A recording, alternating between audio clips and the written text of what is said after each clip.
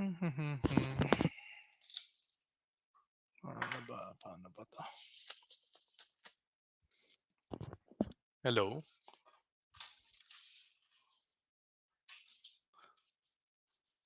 Hi, Paul. Rinig niyo ako? Hindi pa ako nag-ano, nag-mic check. Kauuwi lang kasi. So, go live agad. Ah, ayos, ayos. Sige, yeah, I think I should start na, no? So, good afternoon, guys. Good afternoon, everyone. Um, yeah, so I hope you guys are having a great weekend. But yeah, we still have to study. We have to prepare kasi for the for the upcoming week. And ayun nga, so we have to, well, sway away muna tayo sa PSEI kasi breakdown. So balik tayo sa global market. But at the same time, yeah, for the past few weeks kasi naputol ako, no. So like hindi ko na nagawang consecutive tong weekly watch listing. But let's ano, kasi na-busy rin ako sobra. But yeah, apologies for that. But let's try to make it more often. Yun. Kasi I believe naman talaga there are a lot of people who really wants to go outside din or learn outside the Philippine market. Kaya nga nung time na yun, crypto was so hot. So so ngayon naman nangyari parang Axie is so hot, no? But let's see. Kasi I think lahat ng tao na sa Axie. Antay, basahin muna natin mga comments. How to stay updated with the Hong Kong market. Um, Well, ang gamit kong platform is TradingView. So, ano, ah, share ko na lang na. Sige, let's start na lang din. Let's start na lang din. So, here we go. Share screen. Paano ba to? Ito. Kita niyo screen ko, guys? I think kita naman. Kita naman. Tara. So, first of all, let's review. Let's review the HSI market. So, actually, nag-boxing na ako konti, no? So, if you guys notice, ano ba? Nang bear trap lang talaga siya dito. Tong levels na to, nung last week ata to. This was Thursday or Friday. Uh, July 15, July 8 ata to. Yeah, so nang bear trap siya. I think I was chatting with my house 2 weeks ago kung bibili na ba tayo dito sa ano na to, sa breakdown na to. And true enough, talagang buy signal pala yun, no? If you look at it kasi, if I remove all the MAs muna, and I'll remove this. So, at the current leg nung time na yun, nung nag-breakdown siya dito, tumuloy-tuloy. Tuloy-tuloy pababa. Tapos, nag-ano siya, dito siya sumakto. No? Etong level na to. Yun. So, dun siya nakahanap ng parang support in congruence with this previous box. So, okay din. Funny. So, ang tanong ngayon is that whether this is a new lower high, no?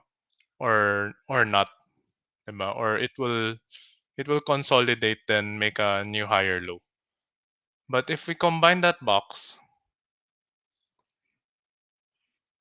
so pwede siyang big range ngayon. So if you look at the weekly chart kasi, well, scary pa rin kasi it's in a major sideways move. But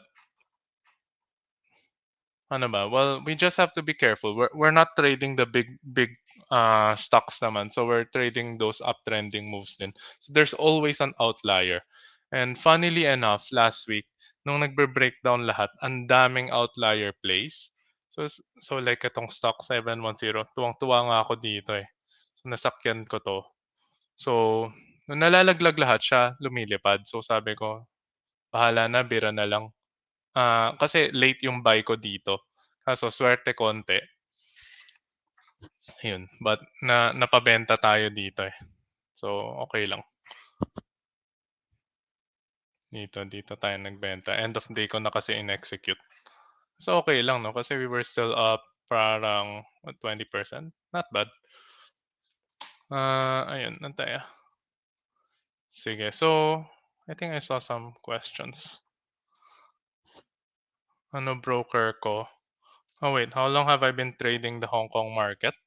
Um, Ilang taon na ba? 5 years, mahigit? Yeah, it's a little over 5 years. Broker ko kasi diretso ako kay Hong Kong Bank, HSBC. So I don't use the other online platforms. But yung iba kasi other people are using IBKR. I don't know anyone using eToro. But ako kasi diretso ako sa HSBC. Hintay. Sige. So watchlisting muna tayo. So HSI wise basta sideways tayo. So ang strategy ko right now is that super short term ako tumingin, uptrending moves. Basta TP lang ng TP. Kung may 10%, 15%, nagbebenta na ako.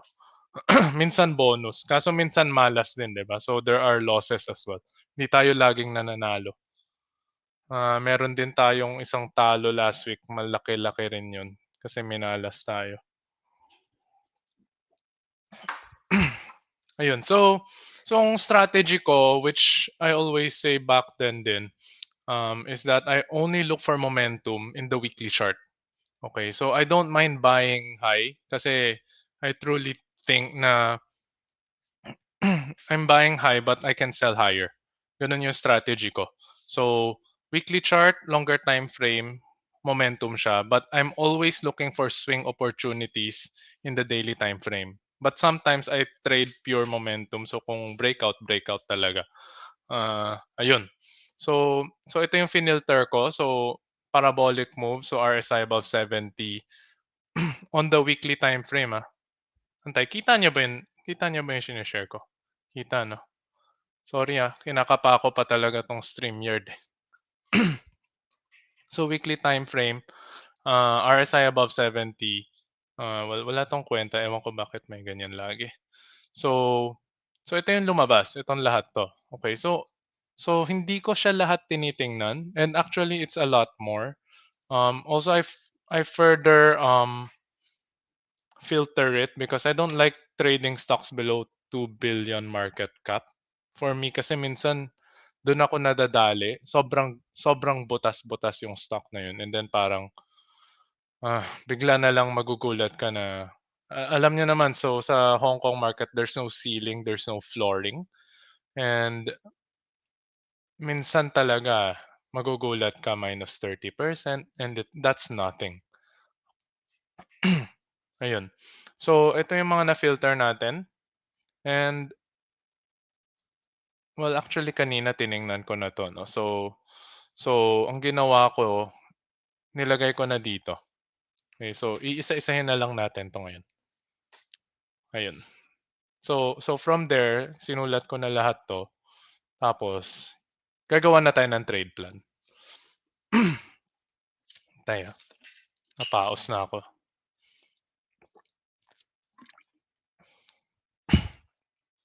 Ay, tanggal, tanggal, tanggal. May mga boxes na. So yeah, first stock, itong si 830, CSC Development. I don't even know what this does. Um, but yeah, if you guys look at it, in the weekly time frame, talagang may momentum siya, right? So hindi pa siya all-time high. So there's a resistance here. So there's a clear resistance here and then here, right? Basta itong level na to. Yan. So if we're gonna trade this, sinulat ko ba to? Yep. Okay. But yeah, so sa weekly may momentum siya, sa daily gumawa na siya ng swing opportunity. Pop, pop, pop, pop, pop. May puta, sakto pala, 38.2.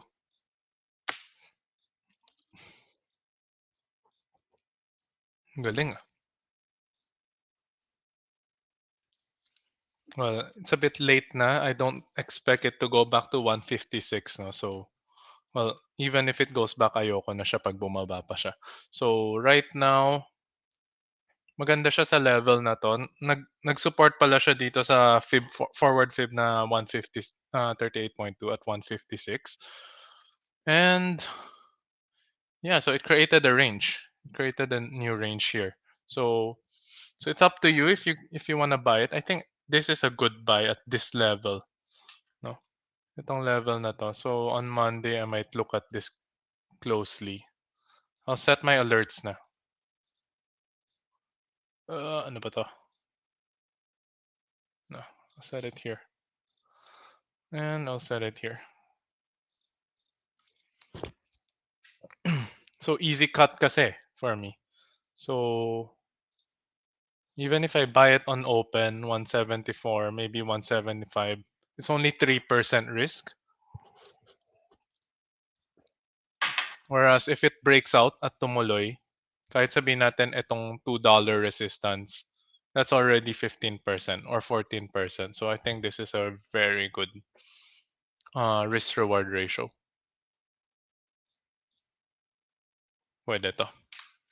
I like it. But yun nga, let's kailangan talaga ma-observe ano gagawin niya sa level na to. Ito. Ano ba? Color. Taya, nag-arte-arte tayo eh. Ayan. So, but regardless, yun nga, it's a 15% upside, so why not? Okay. Next one, well, yun nga. So, ito na-trade ko but hindi ako naka-buyback, but it's okay. So yeah, it also created its own range here. Actually, mas maganda pa nga ito eh. Talagang 23.6 lang to from the looks of it. Ayun. So very, very bullish. My opinion, very bullish to. So, all-time high na ba to? Oh, nag-all-time high na ata to eh. Yep. Yeah, so nag-all-time high na kasi to last week if I'm naalala ko na. Ayun. So nag all-time high na to. So na-confirm niya yung all-time high. So let's see na lang. Ako if it breaks out, I will buy. But maybe but again, yun nga, since the market to me is still sideways, bahala na. Trail stop na lang. Sumakto rin EMA 9. So you can just use trail stops with this. Yeah. Oh, hi Beyond D. Dito ka pala. Upside down yung Darvas. Anong upside down Darvas box? What do you mean upside down yung Darvas box?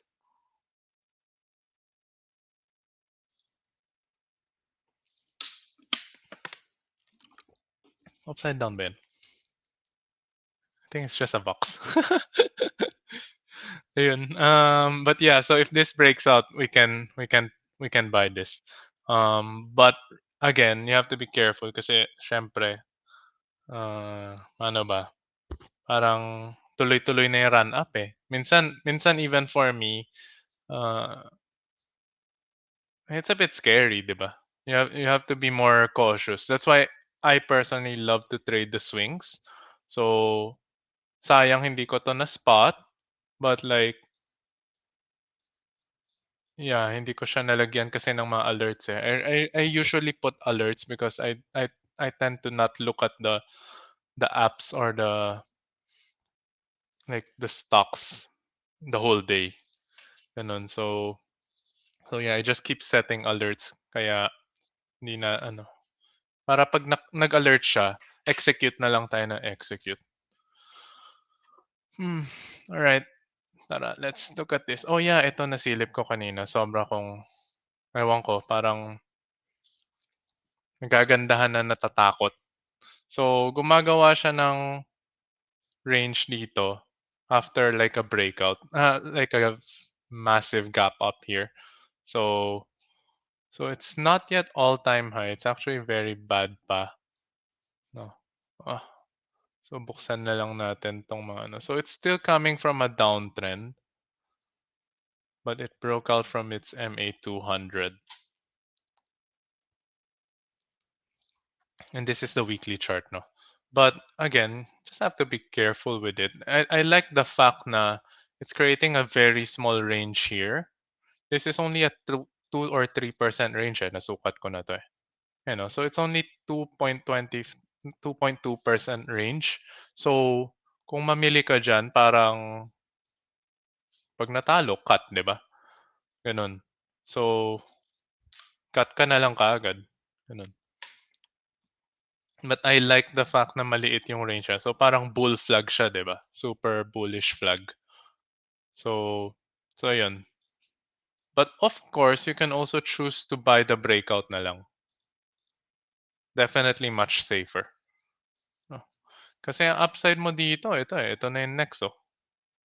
Sabihin natin ito. Yan. If not that, ito.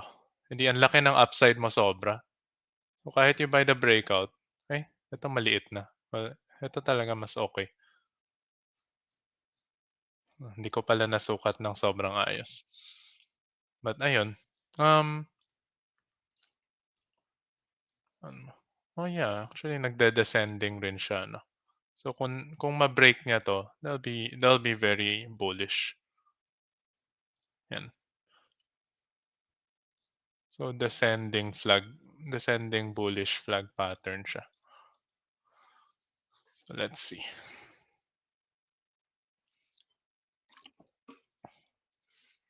But yeah, easy cut kasi siya. Easy cut yung trade.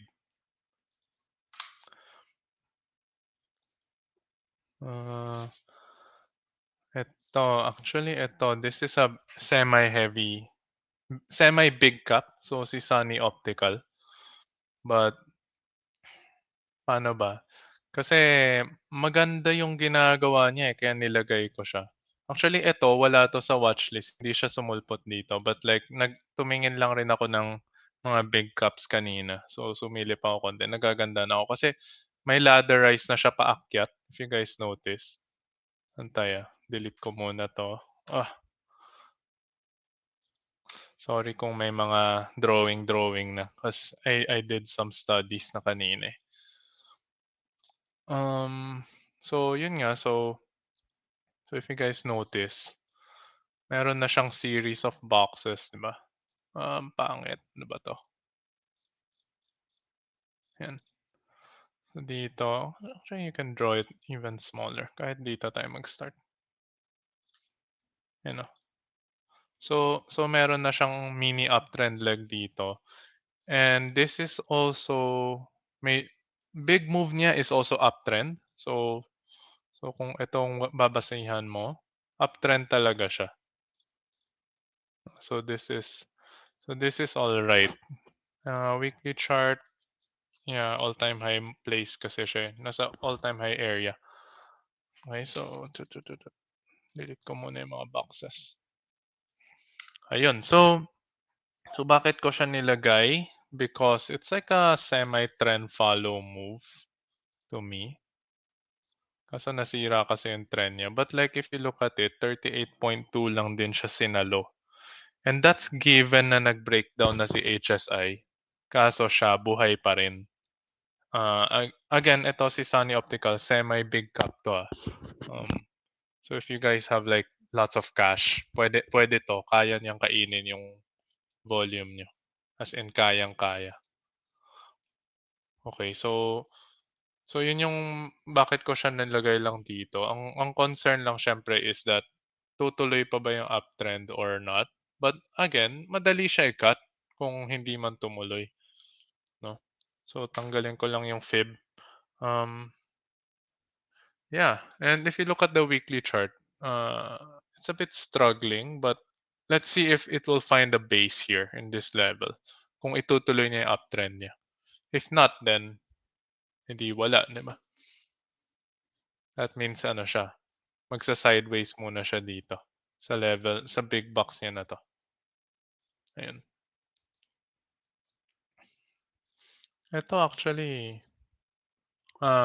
matagal na 'to sa watchlist ko, eh, si Antasport kasi trend follow lang siya. So puwede tayo bumili everytime sa MA20. Gano'n lang 'to ka-basic kasi, we don't need to overcomplicate this. Trend follow play lang talaga 'to. So si 2020. Uh-huh, uh-huh, uh-huh. Silip muna tayo kung may questions. Ay, hello Irving Chin.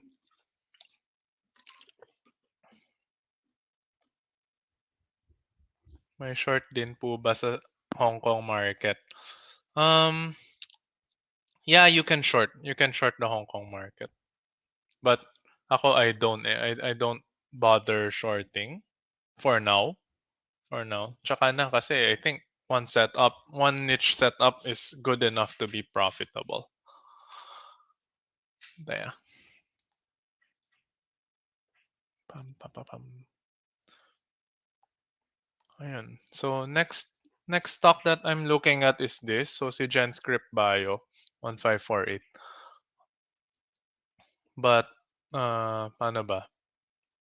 Kasi sa weekly chart na ito, tuloy-tuloy pa rin talaga. So, I'm just waiting for pullback. Ayaw pa talaga niya ako bigyan ng entry recently. But if ever, I will not buy this unless mag-pullback siya. No? Because if you look at the DNA, kasi dati nadali ako dito. So, malalaki yung pullbacks niya. So, 4%, ito like 4%, ito 8%. Even back then, before those rallies, malalaki yung moves niya. So, it's semi-volatile. So, it's good if you can find the swing for this stock. So, ang question saan? But if you look at it, it's also trailing the MA20 right now. Yeah, yun lang siya. It's quite basic. Kasi it doesn't have a range here yet. It's in a run-up phase. Right? So, ayun.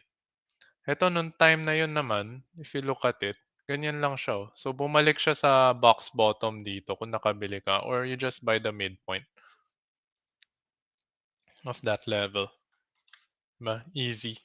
So, parang ganun din yung hinahanap ko ngayon sa kanya. So, since it's one big box na, I really hope or want it to go box top or back here sa 33.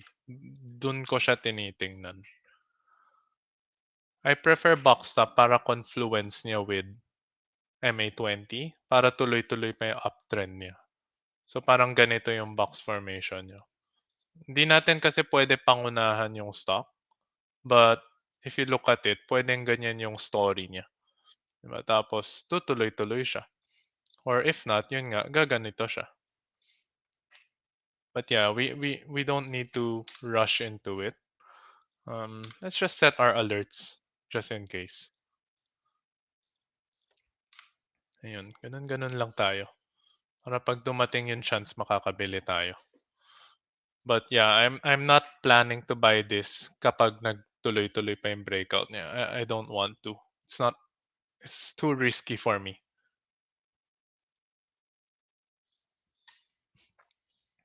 Oh, this one's very interesting. So talagang gumawa na siya ng ano ba yan? Parang TP area niya na yan eh. Actually, ito yung unang lumabas sa watchlist sa mga filters natin. Paano ba to? So talagang nag-TP siya dito, no? So it's good if nauntog siya and magpo-pullback siya. Ito yung mga mas gusto kong hanapin. So talagang we're expecting a pullback na and we can prepare for it na. So option 1 syempre is that it goes back to 27. But Go lower, no? Maybe 23. Sana. So if it goes back down there, pull back pa siya ng another 20%. Which sakto lang din kasi it's still a very bullish move. So ito yung magiging new range niya. And that range is a what 50% range. So you can trade that range alone kung kaya mo siya bilhin dito sa baba or saluhin mo siya sa EMA 9 actually. You can catch it at EMA 9 if you can. Test buy muna dyan, then you can try and catch it around 24, di ba? But syempre hindi ko pa sure. Maybe dito lang yung range niya. Pwedeng dito lang yung range niya. And then it just consolidates there before it breaks out or breaks down. We don't know. But yeah, so ito yung mga ganyan yung mga gusto kong hanapin kasi it gives me opportunity to buy. Because I really don't like buying the run-ups all the time. So, but we also need to have the stock to have a momentum. So yeah, so I'll set some alerts near 26, 25. Baba, baba, baba, baba. Ito, dyan ka. Ayan. If it breaks out, well, I doubt it'll break out right away, but let's just set an alert regardless.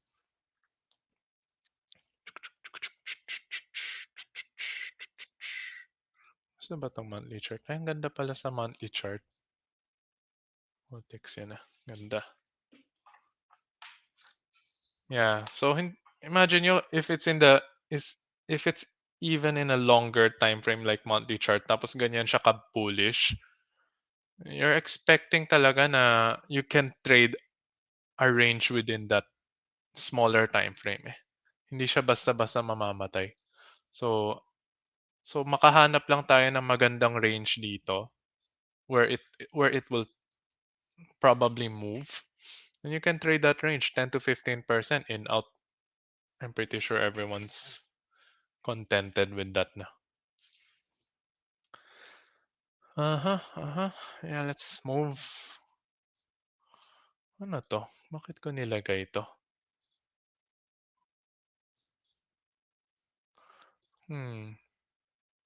I forgot ano nakita ko dito. But in my notes nakasulat, just wait. So parang I'm guessing ito yung range ko na naisip kanina. So I just wanna see if nauntog ba talaga siya dito sa previous midpoint. Ewan ko. I forgot what I was thinking. Kasi parang lower high na, no? Sige, wag muna 'to.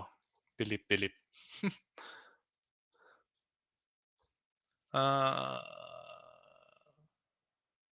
this one's interesting, but a bit scary.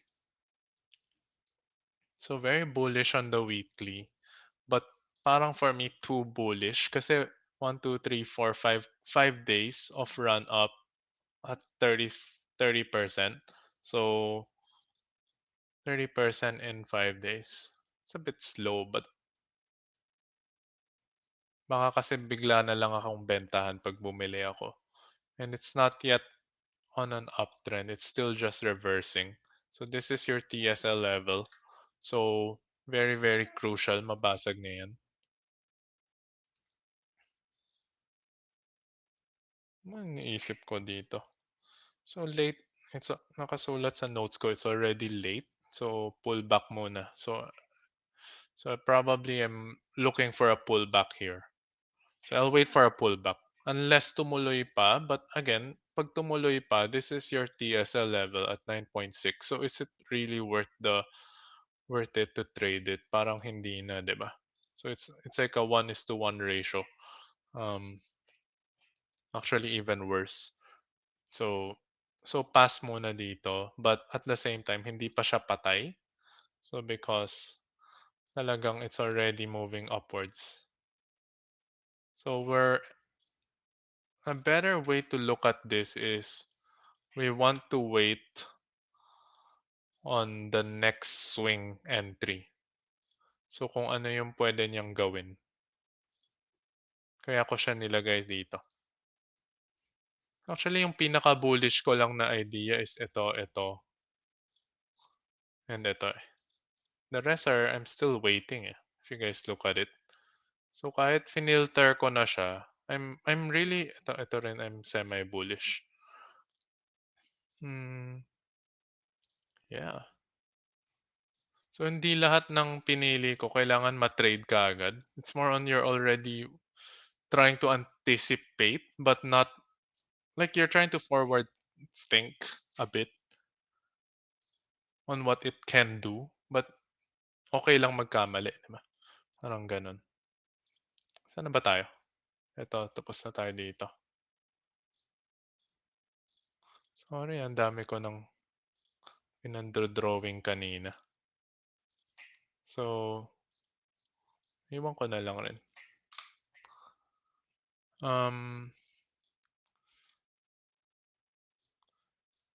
Yeah. So, ito, surprisingly, yung mga company na may glass stocks last week, sobrang bullish. So, ito 330 is China Glass. Tapos, itong 1108 is also like a glass company. So, ewan ko anong meron sa glass. Kasi hindi lang yan eh. There are other glass making companies as well na sumipa last week. As in lahat ng glasses. O kaya meron. Kumbaga parang minsan sectoral play din 'no. So if it's mining or metals that are hot, lahat talaga ng metals and all the basuras lumilipad talaga. Minsan paper stocks lahat as in they're moving up, sobrang lalakas ng moves. But yeah, this one, nauntog pa rin, eh, 'no? So, I wouldn't really buy this just yet. But again, it's parabolic daily, weekly, and I think monthly. So we just need to wait for a good entry. Kumbaga, why I put this, it's like an 8.5% risk right now if you buy it, 'di ba? 8.1, 8 point, yan, 8.7. So so it's not yet that juicy, whereas yun nga, parang puwede rin siya dito mauntog. It's only 1:1 trade ratio. So parang either you buy it here near EMA 9, so lagay tayo ng alert, but ayun, ano ba 'yan? Or you buy the breakout. Gano'n lang. I wouldn't buy this just yet. I don't know why. Kahit sabihin natin sa line chart it's like a breakout, 'di ba? If you look at it body to body, it's a breakout already. Um, Parang it's too risky. Ganun ko siya tinitingnan.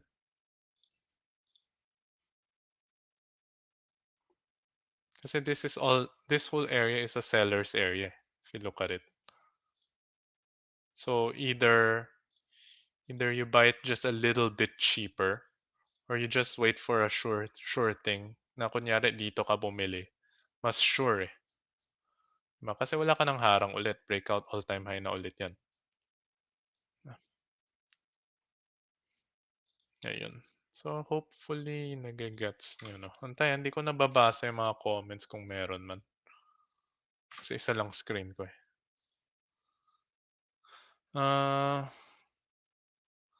Ito yung one of the top gainers nung Friday. So, nilagay ko lang because I'm expecting. This is quite interesting eh, kasi the volume, if you look at the volume, I don't normally look at the volume, no? But like, tingnan mo, dati walang ka-volume. Oops. Tapos bigla recently lang, nung April ba o March, April, parang ang lakas bigla ng volume. So, kanina ko lang siya nakita eh, nung binabasa ko. Sabi ko, ano meron? Dati walang kalaman-laman. Tapos bigla, and if you look at the weekly, talagang ascending na siya dito. So, it's just very interesting kung ano meron. Tapos yun na, sumipa na, no? Um, I'm pretty sure it'll give some more entries. Ang pinakamagandang entry pala was last week if you look at it. But this wasn't in my watch list just yet. So, hindi ko siya nalaro. But, okay lang, no? Uh, I'm pretty sure there's new opportunities coming soon for this. Kaya iniwan ko muna siya. But this is not like a buy reco. It's just like parang, I just find it very, very interesting. Kasi bakit biglang ganyan? Ayun. So I want to wait whether or not it will create a new consolidation at a higher level or talagang fake lang 'to, 'di ba? Or baka fake lang talaga 'to. Kasi this is also all-time high, I think. Yeah, all-time high na siya. So, and past few months sobrang active ng stock na 'to. Parang yeah, it's very, very interesting. Ayun. But yeah, this is still beta. Ito naman, ito I would be careful with this. I would buy it here. Near $2. I'll probably be more bearish on this one because ano ba, parang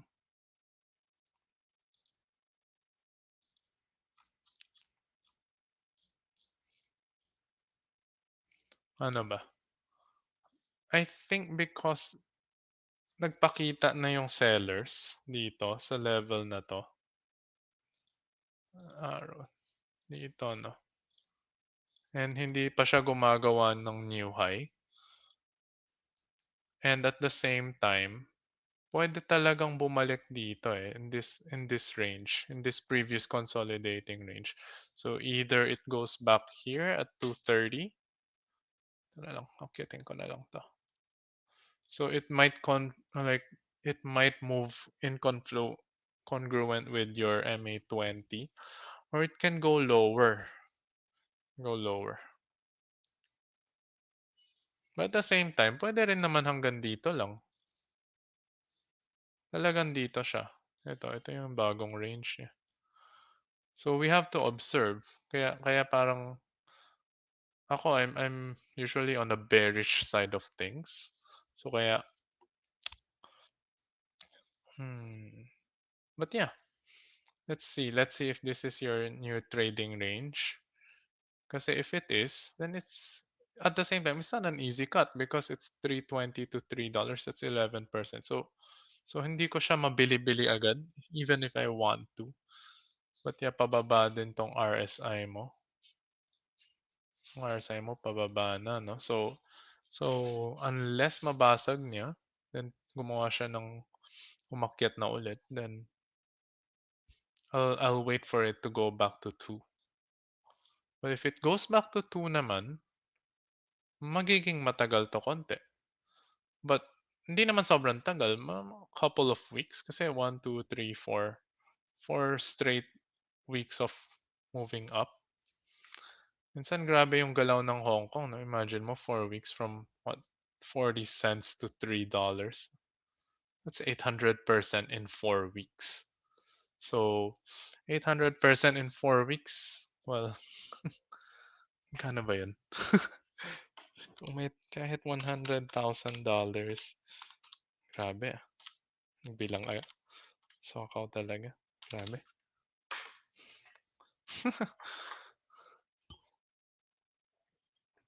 Ilang Rolex kaya mabibili namin ni Herbs. Ayun, so yeah, for this particular stock, iniiwan ko lang siya kasi parang I'm pretty sure buhay pa 'to. Hindi siya basta-basta deads. Um, Imagine tagal ng consolidation nito tapos biglang sumipan ng ganyan. So, chances are talagang kung mag-pullback man siya, malakas din yung rebound niyan or meron siyang range na magagawa. Basa-basa mo. Ito. Actually, dalawa na lang, no? So, tingnan na natin. So, actually, this one, I shared it to my uh, house kanina sa POF. So, this one, I really like kasi slingshot to. Slingshot setup. So, Sakto halos 38.2. Then bumalik siya. This is an easy midpoint buy. And if you look at the weekly chart, tanggalin ko muna to. Parang bullish engulfing. Kinain lang niya yung dalawang red candles 2 weeks ago. No, so parang sobrang naging EMA 9 support siya sa weekly time frame. Parang ganun yung nangyari. So if you buy it, parang ayun, maganda pa yung upside mo. Kasi if you buy that midpoint, that's your trading range right now eh. Ano ba to? Ito pala. Still 13% if you can buy it near midpoint. But if it breaks out even more, then to the moon, di ba? Kasi wala nang resistance eh. Or sabihin natin, let's draw these. And so kahit dito lang, no? Kahit dito muna, 21. Still 20%. Kaya gusto ko siya. Kaya I shared it to my house kanina. I think it's bullish. Pwede ko talaga dito. Yan. I'm just highlighting the super alpha ones that I'll be focusing. Ano ba nakita ko dito? Parang ito kasi nag-TP na siya, no? Parang nauntog na, no? Na, wag na to.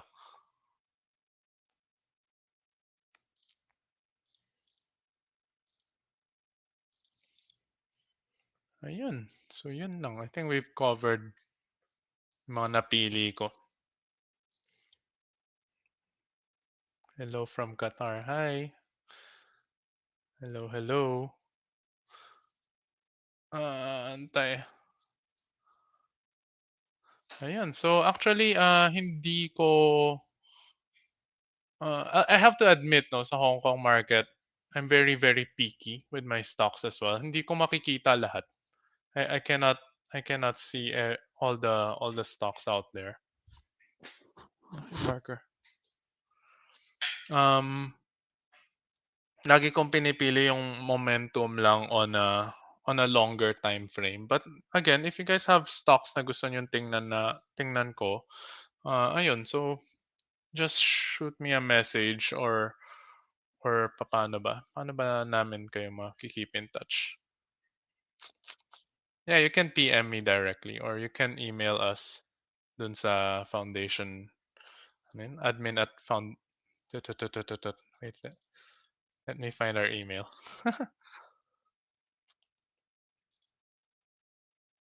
Oh, here you can put it here. Taran,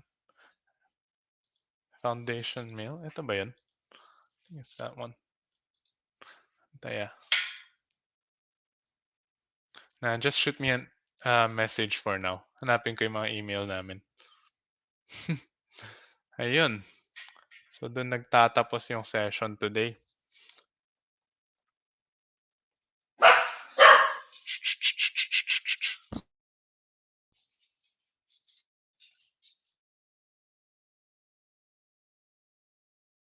Wait lang, wait.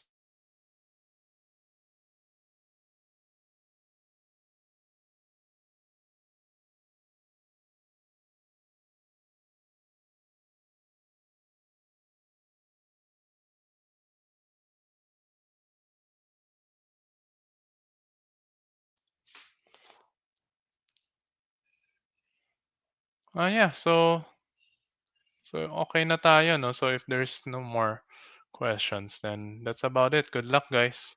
See you next week. Bye-bye.